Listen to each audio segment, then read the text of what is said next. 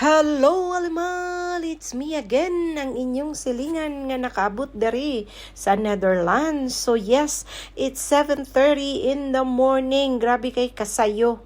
Naunsa man eskulas nga giuban pa man gyud ta nga iyara man untang appointment. Gadamay-damay pa ni siya nga katulugon pa kaayo ko. Anyway, mga silingan, today is appointment ni Kula sa iyahang doktor. Unya, medyo layo-layo ni siya, 30 minutes away from the house. So, nag-uban may ambot nga nung giuban jud mi niya. So, muna ang ilang hospital, mga silingan, very nice. Mura siya hotel. Tapos, limpyo kaayo, and then it's not yet busy kay sayo pa man meno.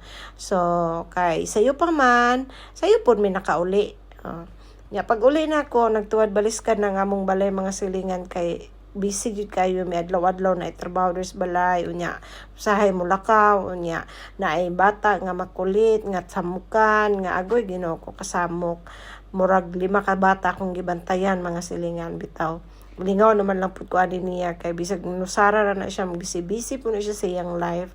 So bitaw niya akong halaman, mga silingan, na unsa naman nga naglagas na ni mga dahon oy.